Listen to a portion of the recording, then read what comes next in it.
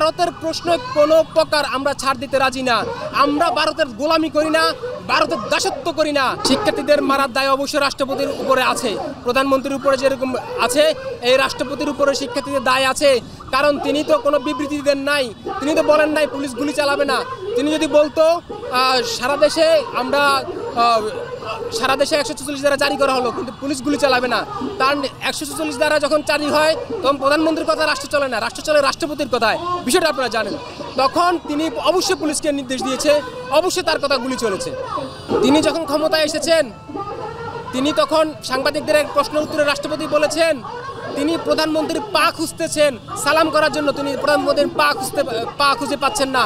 এমন একজন নির্লজ্জ রাষ্ট্রপতি, যিনি রাষ্ট্রের সবচেয়ে প্রধান নাগরিক, যার অধিকার সবার উপরে, যার বিরুদ্ধে কোনো মামলা করা যায় না, যার বিরুদ্ধে কোনো অভিযোগ করা যায় না, এমন একজন রাষ্ট্রপতি পদে থেকেও তিনি যখন প্রধানমন্ত্রীর মতো তার নিচু স্তরের লোকের পা খুঁজে সালাম করার জন্য, তা এর চেয়ে বড় লজ্জার আর কোনো কিছু হতে পারে না। চাটুকারিতা নয় কি, তিনি জজ ছিলেন, তিনি আওয়ামী লীগের ছাত্রলীগের কর্মী ছিলেন, এরপরে তিনি দুদকের প্রধান ছিলেন। চাটুকারিতা যদি না করতেন, প্রধানমন্ত্রী তাকে জিজ্ঞাসা করেছিল যে কোনো একটা প্রোগ্রামে, তিনি বলেছেন যে আপনি কি, তার বক্তব্য শুনে প্রধানমন্ত্রী মুগ্ধ হয়েছে, বলেছে আপনি কি কখনো ছাত্র রাজনীতি করেছেন? তিনি বলেছেন হ্যাঁ মাননীয় প্রধানমন্ত্রী, আমি একসময় ছাত্রলীগ করতাম। সে ছাত্রলীগ করতাম বলাতেই নাকি তাকে রাষ্ট্রপতি হিসেবে নিয়োগ দিয়েছে। তার মানে তার রাষ্ট্রপতির পদটাই ছাত্রলীগের পদ। তিনি এটাই বুঝাতে চেয়েছেন, তো কোনো ছাত্রলীগকে, কোনো গুন্ডা বাহিনীকে আমরা ক্ষমতা দেখতে চাই না। আপনি কি মনে করেন যে এই মুভমেন্টটা, ছাত্রদের শিক্ষার্থীদের মুভমেন্টটা শুধু কোটা না, আমাদের সার্বভৌমত্বের প্রশ্নও এখানে ছিল। সেখানে শেখ হাসিনা যখনই রেল চুক্তিটা করেছে তারপরের থেকে কিন্তু আস্তে আস্তে দানা বেঁধেছে এই যে মুভমেন্টটা, সে মুভমেন্টের দানা বেঁধেছে আস্তে আস্তে। তারপর কোটার ইস্যুটা এসেছে, সেই ইস্যুটাকে কাজে লাগিয়ে এই শিক্ষার্থীরা, এই দেশের রত্ন যারা শিক্ষার্থী, তারা দেখিয়ে দিয়েছে এই দেশে স্বৈরাচারকে হটিয়ে।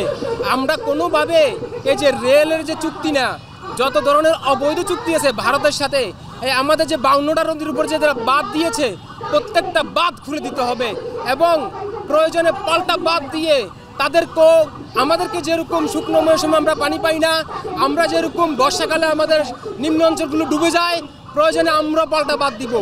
ভারতের প্রশ্ন কোনো প্রকার আমরা ছাড় দিতে রাজি না। আমরা ভারতের গোলামি করি না, ভারতের দাসত্ব করি না। আমরা একটি স্বাধীন দেশের নাগরিক, স্বাধীন রাষ্ট্র হিসাবে আমাদের সার্বভৌমত্বকে আমরা রক্ষা করার জন্য আমরা লড়াই চালিয়ে যাব। তার জন্য চুপ্পু সাহেবকে বলছি, আপনার সময় হয়েছে, আপনি চলে যান।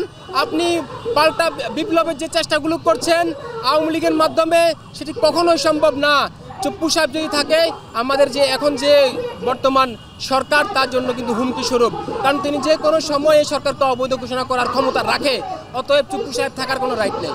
আমরা আমাদের ইচ্ছা, আমাদের পছন্দ মতো আমরা রাষ্ট্রপতি নিয়োগ দিব, তিনি সরকারের কথা মতো রাষ্ট্র পরিচালনা করবেন, রাষ্ট্র সহযোগিতা করবেন। প্রধানমন্ত্রী যতদিন ক্ষমতা ছিল তিনি যে দুর্নীতি করছেন সেটা আমরা দেখতে পাইনি।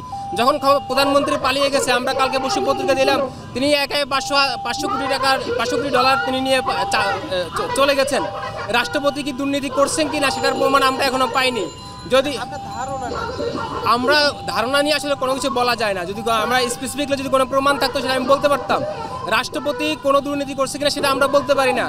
তো এই রাষ্ট্রপতিকে সরিয়ে আমরা অবশ্যই তদন্ত করে দেখব, শিক্ষার্থীদের মাধ্যমে নতুন রাষ্ট্রপতি আসলে আমরা অবশ্যই তদন্ত করে দেখব। যদি রাষ্ট্রপতি কোনো ধরনের দুর্নীতির সাথে জড়িত থাকে, আইন পরিবর্তন করে রাষ্ট্রপতিকে বিচারে আনা হবে।